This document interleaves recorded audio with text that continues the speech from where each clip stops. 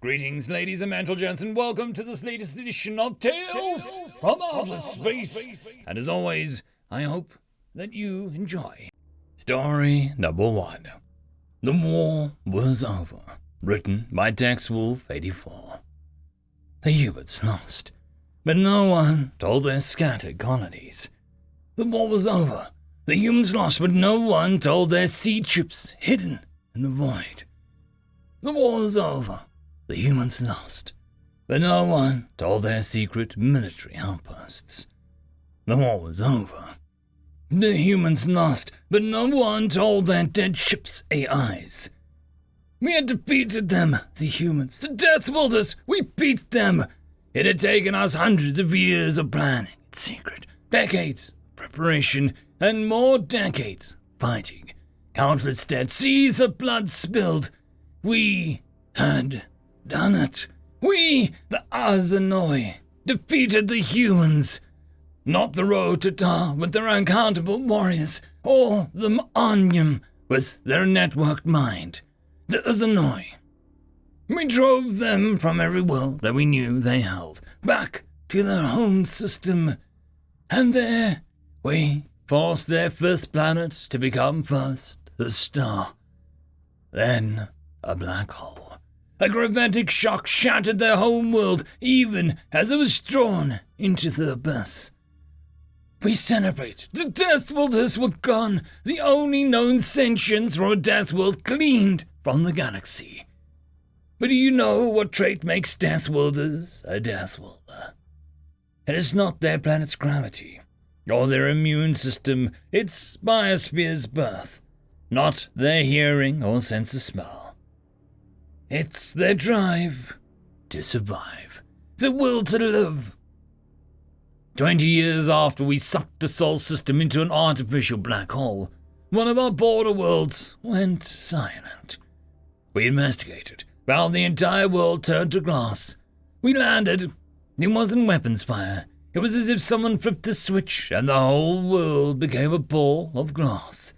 Insects and animals, mid-flight, we were found shattered on the ground where they fell. Livestock, people. It didn't matter. It was all glass. Then a second world went dark. That one star went nova. We didn't know what happened to the third world. The star was gone. With no gravitational anchor, the system disintegrated. All 34 planets are now rogues, careening through space, waiting for some other star's gravity to capture them. We think. One by one, our planets went silent. We had real-time communications galaxy-wide. Everyone did. The humans had invented that centuries before we met them. You would be talking with someone on a planet, and the signal just cut off. We found a star turned to glass. The star itself. None of us scientists could explain why or how. Others went nova. Some simply died, as if starved of fuel. We found planets shattered from within, planets with the crust stripped off, others with their atmospheres rippled away. Fear took over, and many of our planets revolted, renounced our government. Those planets, we think they are safe. You don't know. Our communications cut off 36 hours ago. Ships are entering our system. Human ships. And the ground is shaking beneath my feet. The war was over. The humans lost. But why is our planet now dying? Last transmission of the Azanoi High Council before Phoenix Empire lost their system. End of story. Story number 2. The humans are trash pandas, written by Perilous Platypus. They are creative, aren't they? High Minister Quadratst said, the melodic voice tumbling through the Pan Council's chamber. Creative, they're brilliant. War Minister Gorb continued to expectorate on the slime-covered panel in front of him. Quadratst found the Hogger's communication methods distasteful, but a necessary imposition to be tolerated in service of the effort against the human scourge. Pan Council's resources had gone quite thin before the agreement with the Orcs, and the appointment of the slavering beast known as Gorb to the War Ministry had been part of sealing the alliance. The Orcs were brutes, but at least they were not savages. "Perhaps should not speak our enemy in such an admiring way, Minister Gorb. It is unwise," Quadratst said, making little attempt to shield her disgust. Gorb knocked an enormous glob of saliva and commenced squirting it out in various drooling orifices and onto the communications panel. "I would prefer to admire and understand them than disdain and underestimate them, High Minister. They are scavengers." Quadratst made sure to emphasize the words, as was clear Gorb was having difficulty consuming the obvious reality. "They feed upon the waste and wreckage. They produce nothing new. They simply consume and expand. That's what makes them fascinating. Everything we discard, they find some use for. They gorge themselves on refuse and become stronger for it. They combine things that should not be combined. Assemble their monstrosities from mountains of garbage. War Minister released a particularly large glob of split now. And they win." "Bounty's up?" Havar asked, her lithe form coming to stand beside the hulking beast of a man who was perched on his haunches in front of the large screen. The beast grunted in the affirmative. "You're just mad that you're riding Crapcan," Havar said, just stifling a laugh. It was unwise to antagonize Rook before a run. He tended to hold a grudge. "Should have been Earthside. Look at this as an opportunity. Lots of scrap to salt. Primo, too." She pointed to the list. "Even a few Hogger ships went down this time. They're tough nuts to crack." "Crapcan," Rook grumbled. He hated suiting up in the mechanized bodysuits the scrappers used to tear up the ships into usable parts. Even customized for his bulk, it was still a tight squeeze. But there weren't a whole lot of scrappers with Rook's creds, so he's the one that the call sent more often than not. Price you paid for being one of the few xenotechs in the biz. Havar patted him on the shoulder. "If it makes you feel any better, I'll do this run in my skibs." Rook's thickly muscled neck craned to look up at her now. "Can I help you suit up?" he grinned, the missing canine just adding to the rustic charm. They'd been playing at this game for a few go-rounds now. It was a bad idea to mix work and play, particularly in their trade. But scrapping was a lonely biz. They both knew where it was heading, but the chase was half the fun. The other half came when they did.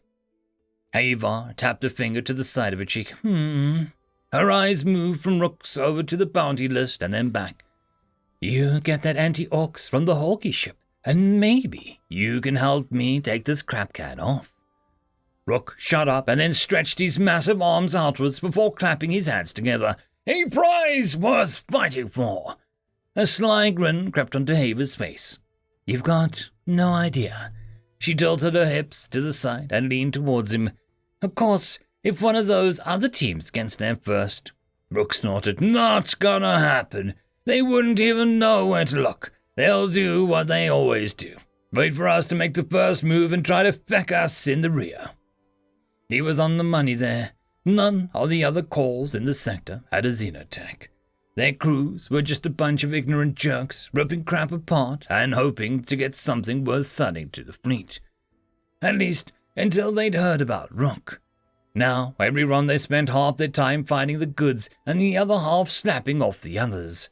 No one had died yet, but it was getting hairier each run. The other cores didn't like the edge Rook and Havar were building. Castle Enterprises were putting distance between them and the others. Fleet was starting to ask for them specifically rather than just put the bounties and release the dogs. Both Rook and Havar had upped their crap cans way past spec, and the others were stewing in it. "Should we get to it then?" Havar asked over her shoulder as she sashayed down the hallway leading to the mech bay. "We're the little red ones," called out after her. "That's an idea," Havar called back just before she disappeared around the corner. Fleet Master John Faraday perused the rolls and then handed the tablet back to Scavenger Grace Harlow. "Castle is on it." Grace nodded. "Rook and Haver. We're guessing they'll target the August listings first. Highest upside, and most of the competition isn't well kitted to compete for it." "Unless they just try take it again," John replied, fixing Grace with a meaningful stare. Grace did not wilt under the gaze. She had built a career on the back of managing scrappers, so handling an irate fleet master wasn't much of a challenge. The other calls had been informed that they'd risk their charter if they interfere with the rival core operations again, more than enough to go around without killing each other. John snorted. Getting a core to play nice wasn't going to happen anytime soon. Even if there was enough to go around, they would always want more. It was what made them good at what they did. And what they did was essential to the war effort. It wasn't like Fleet could spare a hull capacity to sort through the aftermath of each battle. They were needed at the next one, which left folks like John and Grace to manage the mess of sorting through the mess. It was better than dying on the front lines, he supposed, but it was still a dead end. No Fleet Master was getting his banner, managing trash. "Just make sure we get what we're looking for. Loss rate was about 7% in the last field. Doesn't look good for either of us to have that happen again," John replied. "SecOp thinks Trash Pandas went black to try and close the gap with Castle. They've made upgrades to their kits that are outside the projected range for what they've harvested the last few cycles." John frowned at that. "Any hard proof? If there was, they'd really be decharted." "Keep an eye on that, 2 eyes. If the Pandas make a move on Castle, I want to be the first to hear about it. You saw what happened at Scrapfield 32. Grace nodded. "Ugly." "Very." End of story. Just a quick shout out to the T5 peeps. Bob the Dragon, Cat Crab Lobster, Data Magnet, Dark Machine, Bezic, Try Again 95, Pudic Yol, Astrea the Dreamer, Caspar Arnholtz, Cam Maxwell, Athelia, Meridian 117, and Jordan Bucksmorm. Thank you very much. And that, my friends, concludes this video. I hope that you enjoyed. There are links down below, both to support this channel and for the author of this fiction. Anyways, I hope you all have a fantastic one, and I'll see you next time. Cheers.